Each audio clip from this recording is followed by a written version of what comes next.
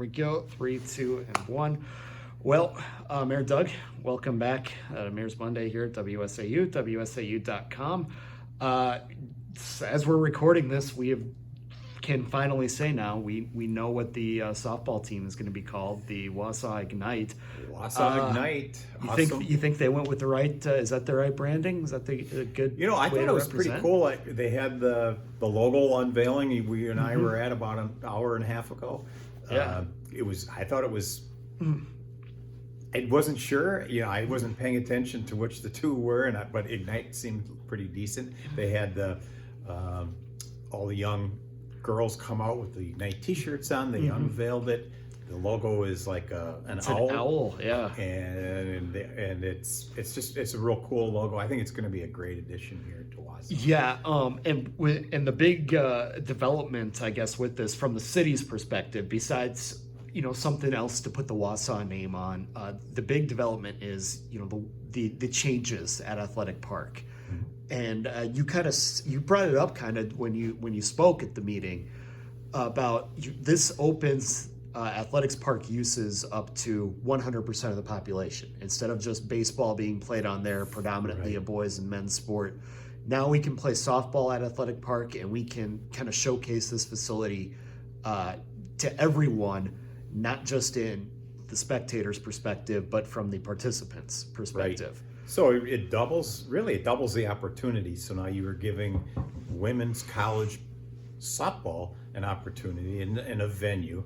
And as one of the speakers said today, if you see it, you can be it. So there'll be role models to those girls playing local softball here in town. So it not only doubles the opportunity, it doubles the use of that facility. It doubles our economic impact of the Woodchucks and the Athletic Park complex, and now the Ignite.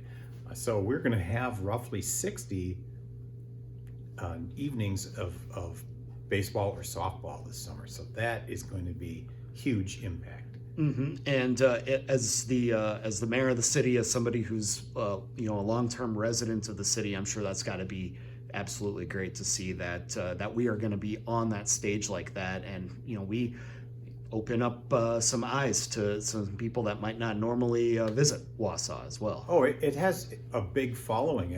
My sons and I, we got into women's softball a few years ago. It's on ESPN. It's one of the highest viewed college sports. It actually attracts more viewers than college baseball. Yeah. So, it's opportunity, but it's also puts Wausau on the map. We talked a few months back on the Conquerors coming to town. So, we have soccer and an added wrinkle for the women's softball, plus the improvements that they did to the field. Did you have a chance to get out there and see the turf? Now it's a flexible turf that they can do more games, because last year it starts to wear out toward the end, especially if you make the playoffs.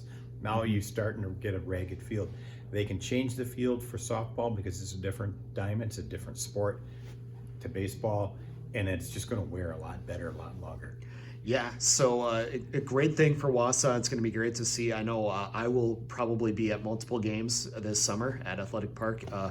Somebody, I owe you a beer. Yeah, well, we may hold you to that at some point. We'll see how it goes.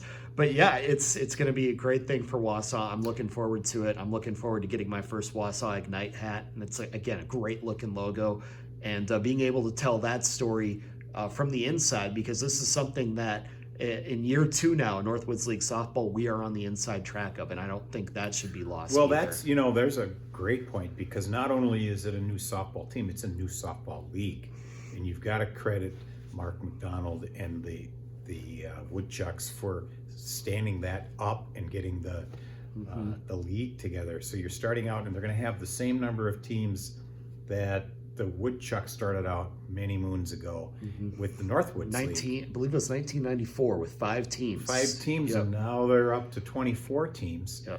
And then so the Northwoods League is really stepping up as well. So, if not for the success they've had in recent years and the working together up there, we wouldn't be here without Mark McDonald. And never forget the Kenosha Skunks. Never forget the Kenosha Skunks, or the Alexandria Beetles. Yes. two of my favorite Northwoods League teams of the past. Down Green Bay Bullfrogs. Yeah, the Bullfrogs, the My Rockers hometown now. team. Yeah, they've had a lot of success there as well. Business of the city, obviously a big decision last Tuesday regarding parking. Let us know what temporary changes are coming for downtown for parking. Free parking. With the air quotes, yes. Free parking. So Yes. I got a call from some of the downtown businesses. We went down and had a coffee, and we had eight businesses there. We invited the police department over. Washington Street's going to be rebuilt to accommodate the foundry on 3rd. So that street's going to be rebuilt. The intersection at 3rd and Washington's going to be rebuilt. So it's going to affect all of those businesses in the prime of their season on 3rd Street. So they asked, hey, what can we do? We're going to lose that Washington Street parking. Can we do something with helping customers find parking? So we came up with the idea of it's going to be a mess with construction. So let's make a good thing out of a inconvenient thing. It's like, pardon the construction, but free parking. Maybe they'll be able to put together a sidewalk sale while that street's closed. We just did a video. Andrew Lynch from our economic development manager did a video yesterday. They did a little fly through it's going to be at the J.C. Penney ramp. So if we didn't mention that, it's the former J.C. Penney ramp. So you can park there. We did a little drone fly through to show how you come in, how it comes out, and then walk through Washington Square. You get right out to 3rd Street. So I think it's going to be a good thing. Every business down there is now on board, and they'll be able to get out there with their own little micro marketing plans, and we'll come up with some ideas, maybe some signage, free parking on the corner as you come in by the old mall sign. There's a sign out there that isn't real descriptive of what is in there at this point. So let's make some hay while the sun is shining, if you will. Yeah, and I know this was something that the businesses were asking for. Again, they rely on the foot traffic. I know that was another big thing. I mean, even Cali with the River District was at the meeting kind of rallying for this change, or at least for this temporary movement. So this is Kelly's the one who kind of got the crew together. So she brought this forward to us, and it was right in the nick of time because it was right before our last council meeting, and we were able to get it on the agenda. And it was a unanimous vote, and people were happy with it. Yeah, so to encourage the downtown, I guess you could say it's going to be kind of free parking at times where it would normally be metered, right? Correct. So it's essentially, there's a kiosk in there, so it's hourly parking.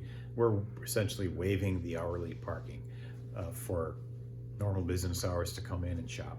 And you know what else the added benefit is? If you go to Madison, you go to other big towns, especially Madison, you don't have much street parking to begin with. So when I go down there for events, I go down there for a wrestling tournament, you know where you're going to park, and it's in a ramp. And we know my GPS is dialed in. I know the ramp we like to park in. That's where we go. If we can get people acclimated to parking here, accustomed to parking there, and actually enjoy free parking, maybe they'll feel better about using it more often. We're also going to adjust lighting there. We're going to make it brighter, so that right now we're doing some energy savings, so the lights go off. Because that in the evening there's not a lot of people there, but it's not very inviting. So we've discovered if we turn the lights on, hey, it looks like somebody's home. So we're going to leave the light on for you. Yep. Come on in, free parking, walk through Washington Square, or there's several different routes. Andrew's going to, every month or every new phase, he's going to come out and do a little video. It'll be on our YouTube. It'll be online to show, hey, what's next, which section.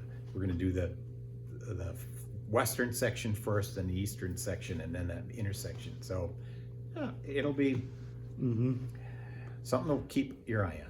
And then, of course, all of this is because of the Foundry on 3rd. Yes. In fact, was actually just looking at floor plans and everything. The Foundry's website is up. You've got the rent amounts that are up there as well, from just over $1,000 to almost $3,000 for 3-bedroom, 2-balcony, and all the creative amenities that go with that. What can you tell us about the project or the progress of the foundry on Third right now? I know you're still kind of getting monthly updates on the construction. We're getting regular updates. I go in there from time to time with our inspector, because every phase of the project they have to inspect their electrical, insulation, plumbing. Feedback that I have talked to T-Wall, and they're a little bit ahead of schedule. They have a waiting list, and oddly enough, well, maybe it's not odd, but it's some of the higher end ones that have the 3 bedrooms and 2 bedrooms that are the hot tickets right now. Mm-hmm. So there I don't know the exact number, but there's a good waiting list for this period in time. So they won't actually be filling those until December, January, and start to lease them out. But yeah, definitely get your name on the list if you haven't, Michael. Right. Yeah. There's some. Yeah. It's gonna fill up fast the way you're talking, and again, that might be a surprise to somebody, or to some out there, but this is gonna be kind of a catalyst for downtown Wausau. I mean, that's the goal of it, right? That's the goal. Stay tuned, because the T-Wall guys will be here in May. We're gonna do another get together. Maybe you can join us, and we'll do a little update on where things are at, and then how do you get in line, or what's the next step, because there's commercial space below that as well. So people are going to be interested in seeing that, and that was part of our discussion with the downtown businesses last week, in conjunction with helping them out with parking. Is, hey, we've been sitting here waiting for a long time. We can't wait to get this going, because that's 150 units of extra traffic on 3rd Street around the area. Mm-hmm.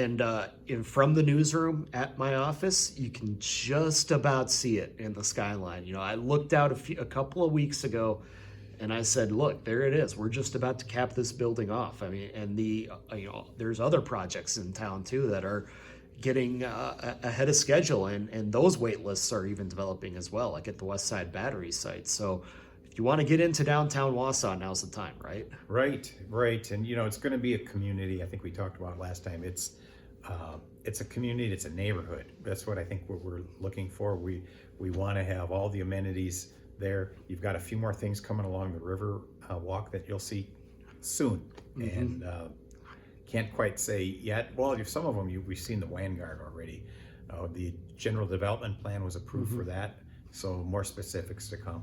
And then, and this all as part of downtown development, we've got the county vacating spaces as well. I mean, has there been any discussion yet with the county about how you're going to handle that land when they have vacated everything on River Drive? We've had some preliminary discussions. I mean, obviously it's prime property, and they want to get some value out of it. So I think we'll have some discussions on that. The Convention and Visitors Bureau is interested in doing some things there.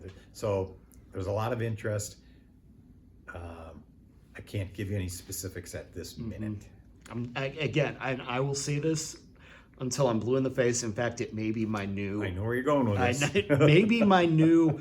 where's the Chick-fil-A coming now that Rib Mountain's going to get that taken care of us later this year? I've never been disappointed by a pizza and beer.